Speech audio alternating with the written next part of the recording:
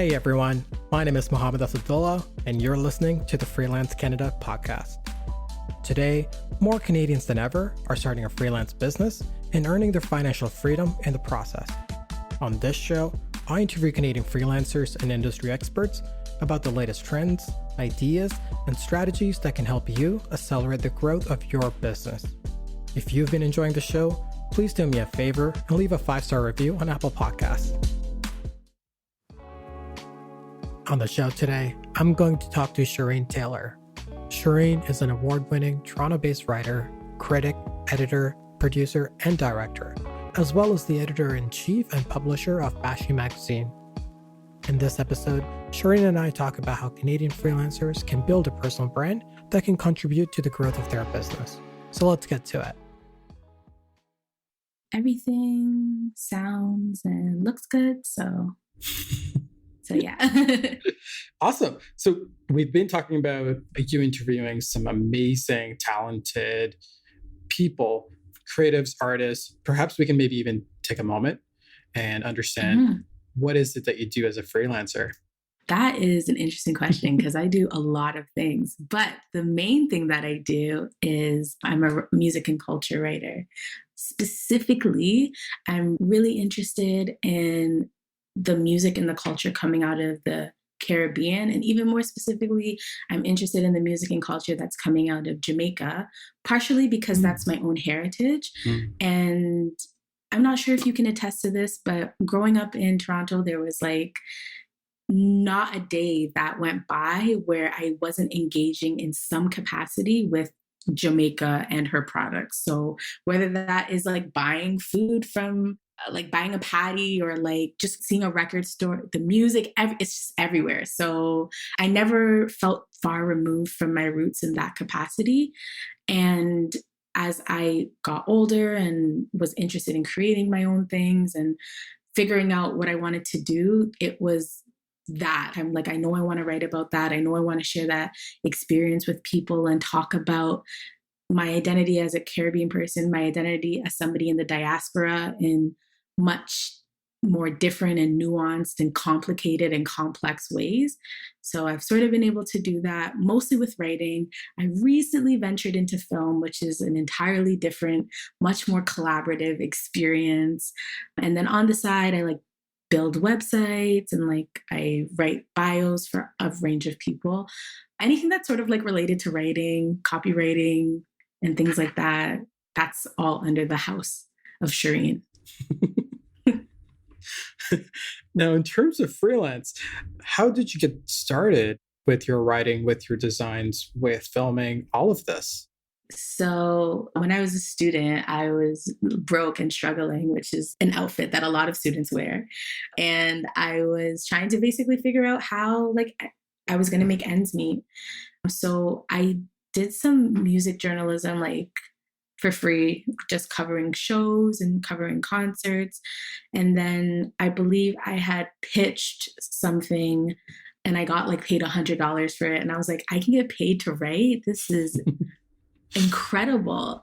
So I started thinking more about like, okay, if this is something that I can do and I can do it for money, then I could possibly do it more frequently, thus earning more money, allowing me to pay rent and all of these things. So I think I was just writing really personal essays. This is how I navigated this. This is how I'm trying to do this. I want to say around 2015-ish.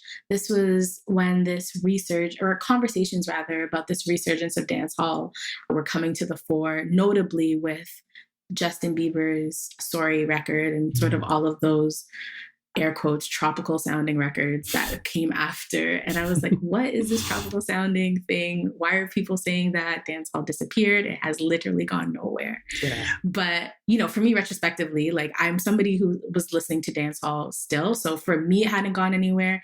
And being in Toronto, it really hadn't gone anywhere either, because it's just something that we engage with every day. So I was so confused.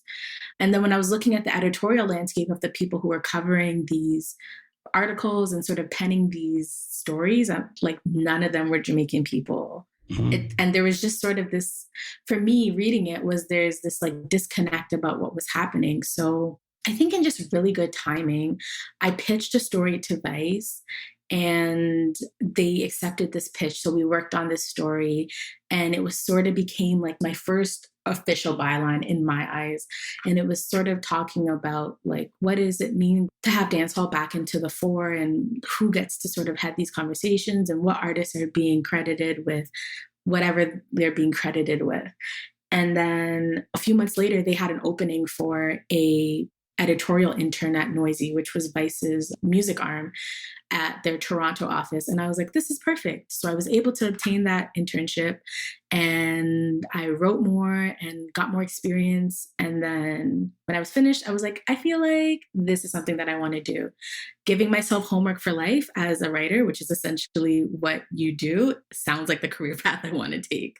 So I decided that that was something that I was going to do. And then I want to say that I fell into it by accident, but I don't know how true that is when I think about the fact that I had been writing prior.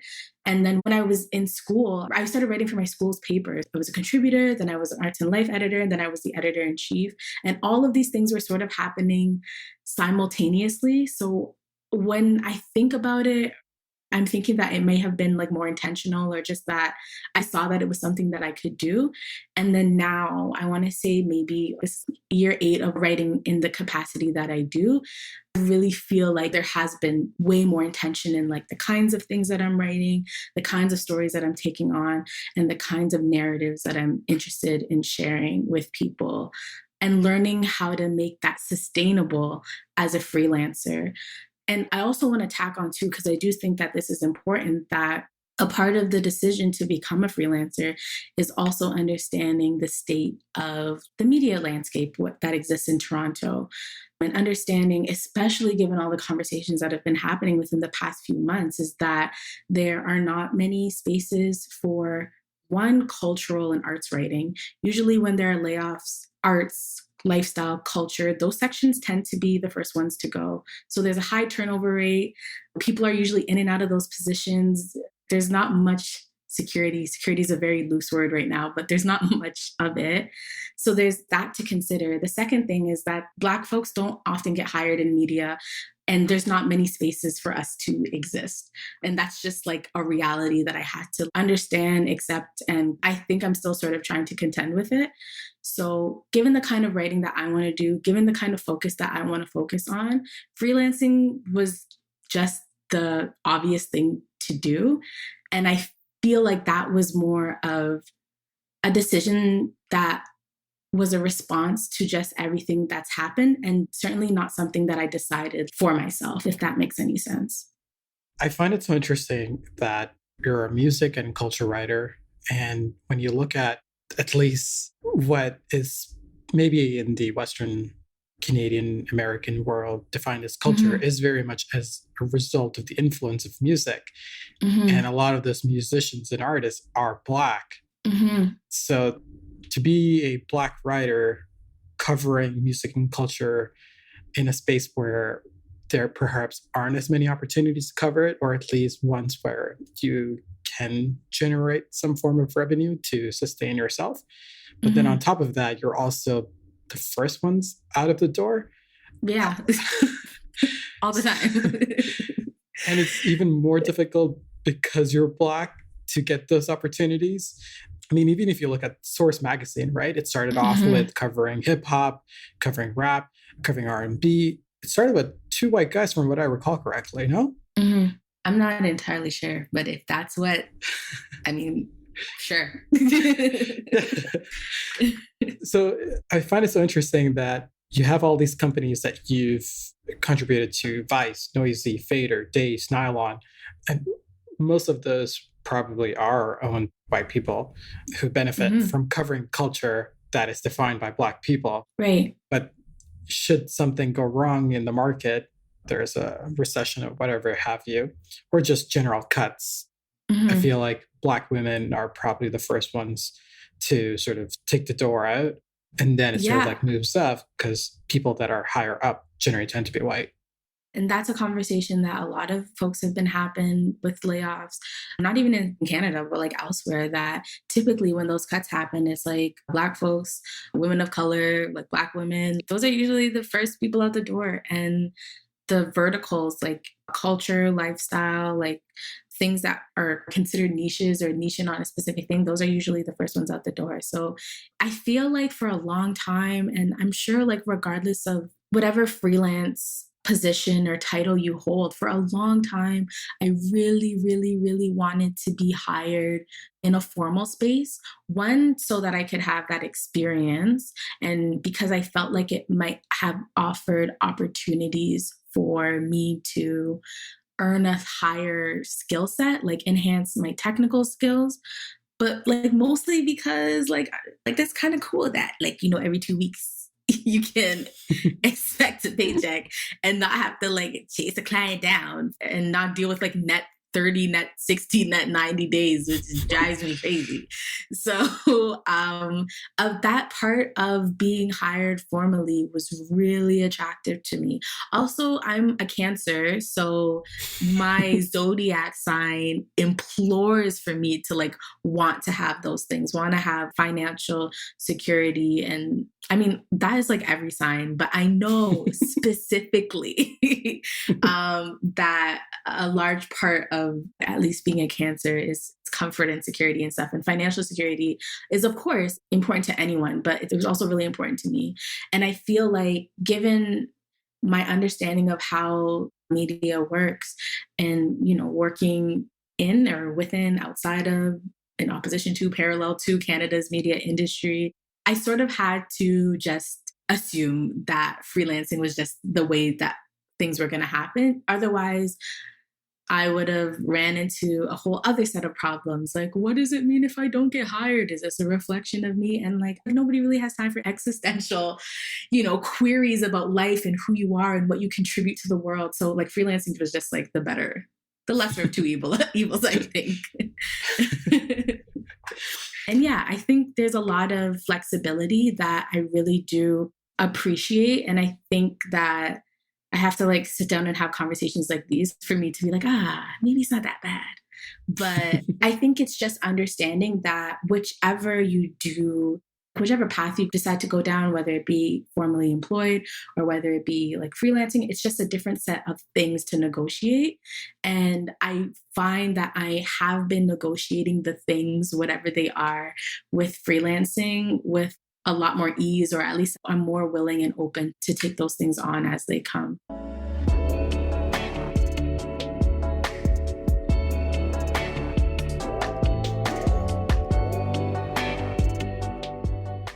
And what has enabled you to have that comfort to negotiate? Because just to sort of expand on that, a lot of times freelancers don't even like the idea of negotiating, right? It's like, oh, I don't want to lose this client, or I don't want to look difficult, or I might lose it and this is the money I need, so I'll just take whatever I can get. Mm-hmm. So how have you developed, or at least what has led you down this path where you feel comfortable knowing that you can negotiate and are able to do so?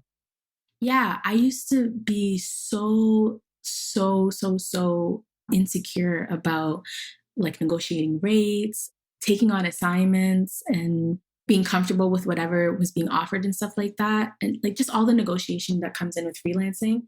But then I have to remind myself of a few things. The first is that a contract is not a contract until you've signed it and have agreed on it, which means that the terms are up for negotiation. All the terms are up for negotiation.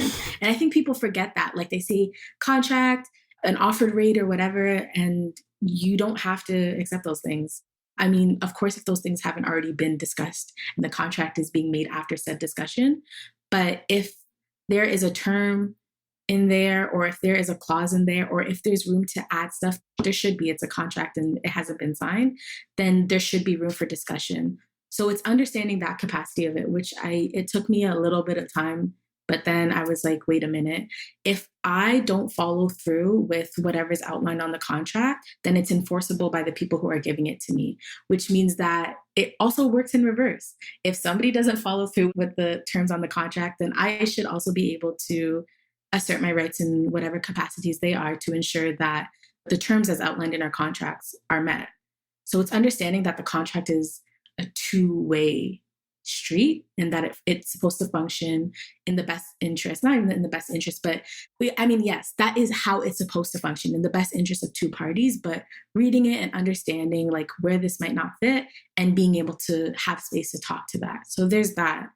The second part was understanding my worth and my value and being okay with saying, no, this is not something that I'm acceptable with, or that's something that I'm willing to take on, which I did a lot of. Like, I remember just doing a lot of work early on that wasn't like what I felt like wasn't fairly compensated, or like there was much more time and energy put into what I created that didn't reflect how much I was paid. Now I'm far more assertive and okay with doing so. I mean, if we want to get real, Toronto is not a cheap city to live in. We all have bills to pay, and that's just the reality of like where we live. And I do believe, freelancers should also be saving as much as they can and creating cushions for ourselves where we can. But we also have to ensure that our time, worth, value is being taken into consideration when we are offered rates and when we decide to accept the rates. And of course, there are particular causes or groups or assignments or commissions that you might have a little bit of leeway with, depending on whatever they are, depending on whatever about the assignment or commission speaks to you. And I think that it's okay to have those kinds of negotiations, and it's okay to sort of use your discretion. But I've also been very firm in understanding like my value and being okay with saying yes to projects, being okay with asking for a higher rate or an adjusted rate, and then turning down projects when they're not able to fit what I'm asking for, and being okay with that. And I think that that might even be a privilege to turn down projects, because sometimes we don't always have that luxury.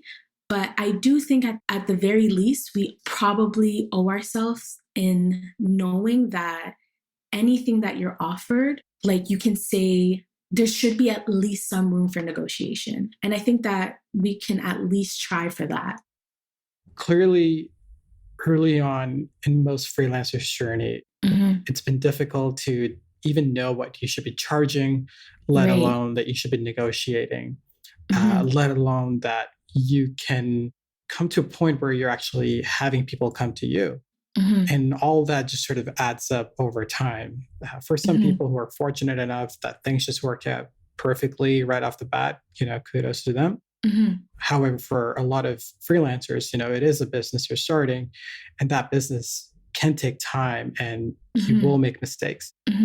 Over the course of your journey in freelancing, how have you been able to build yourself as a brand that other publications are interested in working with and perhaps are reaching out to you rather than the other way around? Yeah. So the cool thing, and this is such a millennial / 21st century thing to say, but I'm going to just go ahead and say it. The really cool thing, at least to me, about people being their brand is that it's as complex and dynamic as they are. So it changes, and it can change whenever. So there's that. Also, like for me, I'm a writer. So I guess my brand is my voice. Like it's my thoughts, my opinions, and the things that I have to say. And luckily, I have a lot of thoughts and opinions and things to say. So it just happens to work out in that capacity. But I know that for me, it's understanding too that the interesting thing about writing is that your growth and changes are sometimes documented in real time. Because I know like a lot of the things that I like, not a lot, but like a few pieces that I've written early on, when I read them, I'm just like, oh my gosh, like girl, why? And Or I say, you know what, I think I might feel a little bit different about this, or like this idea has changed for me. So that's an interesting part of like the personal brand, TM, copyright, trademark, whatever. But I do, I guess, try to understand that when brands or the idea of brands become people, like the dynamic also changes with it. So yeah, for me, it's writing, it's my words. And that's a relief. I think it's a really funny thing to think about. But yeah, I think that it's up for there's a lot of room to like explore new things and try new things out. But, you know, it's weird because it's you. Like, I think about that a lot. I think that that's really something to think about.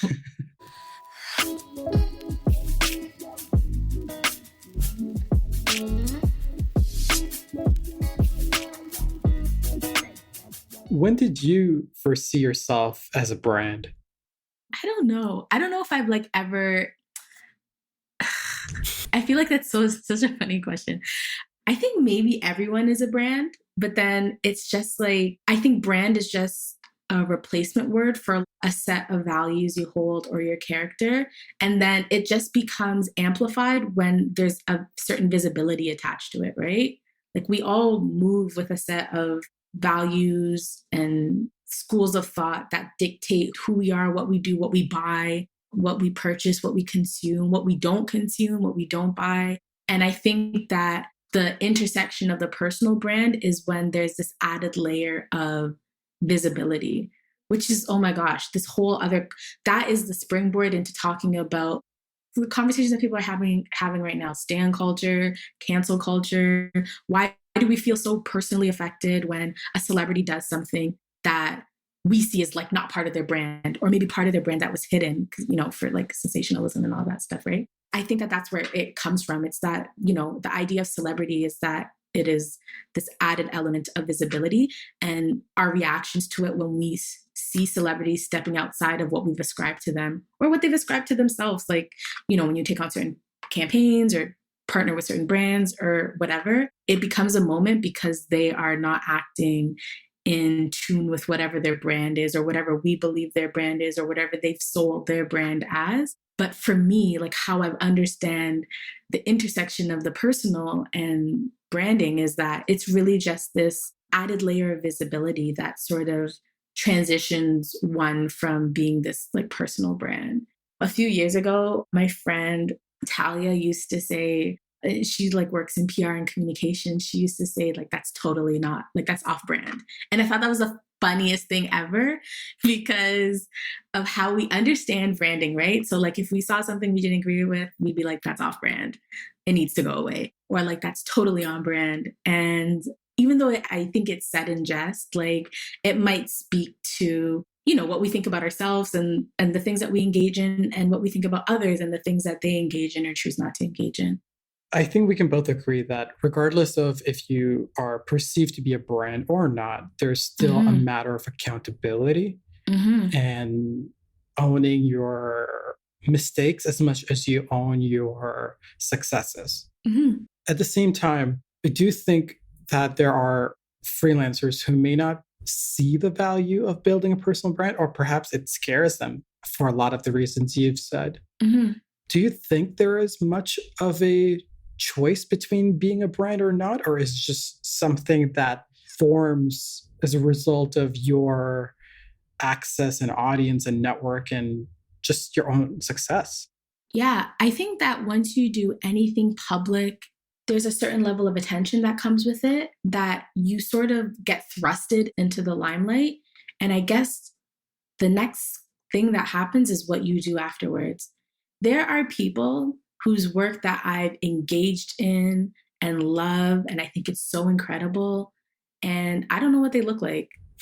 And maybe that anonymity is intentional. Like, you know, the next level of personal branding is then a question of what we think about unwarranted attention, which is like my very nice way of saying like fame and like when somebody's infamous and stuff like that. Like, and who that idea of celebrity, again, that's like a whole other question. And I don't mean the celebrity in the literal sense of how we see like Rihanna or Madonna or Beyonce, whatever. I'm just talking about the idea of celebrity as this like super highly scrutinized, almost spectacle, like all eyes on you, this hyper visibility that comes with the attention or that comes with the spotlight. Yes, the spotlight that you're ultimately thrusted in.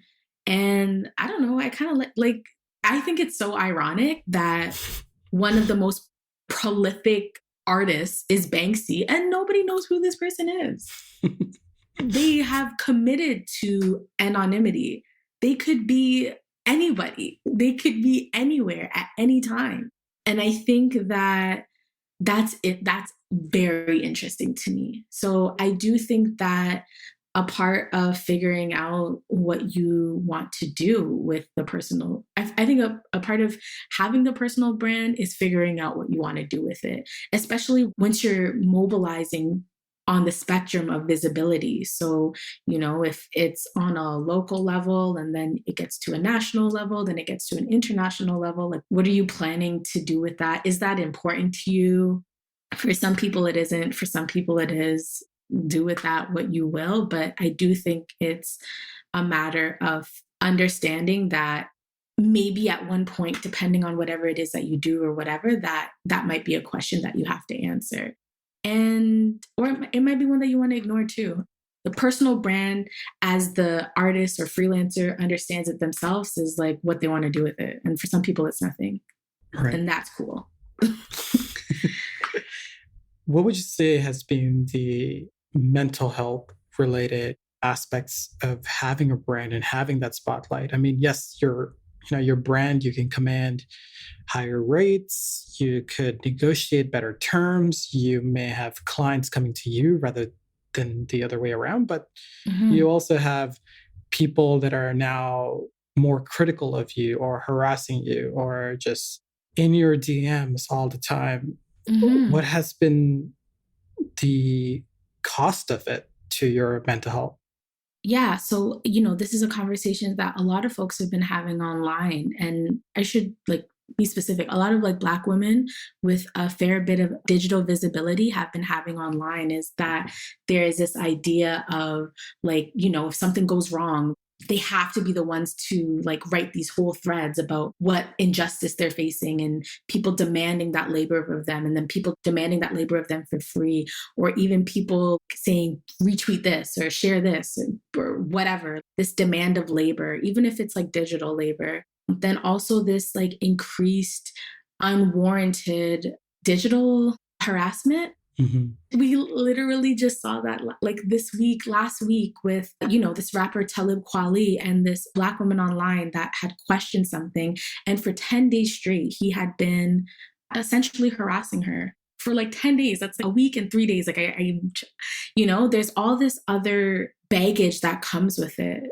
And when maybe I don't consider myself, but if I'm thinking about Black women who have intentions on working in the influencer space, beauty, travel, and whatever way that looks like, I feel so bad thinking about the added amount of stress of navigating that sector online and all of the just stuff that comes with it. For me, I just put my phone down. I'm like, girl, I don't have the time. And I disconnect. I don't engage. I really do try to be intentional with the things that I engage in. I do not read the comments. I learned that lesson very early on. I try to disconnect where I can because that's important for me and because I need that. I need to have those options and not exist. Sharine, the digital version of Sharine, doesn't need to exist all the time. That is a lesson that I'm learning. I don't need to be engaged all the time.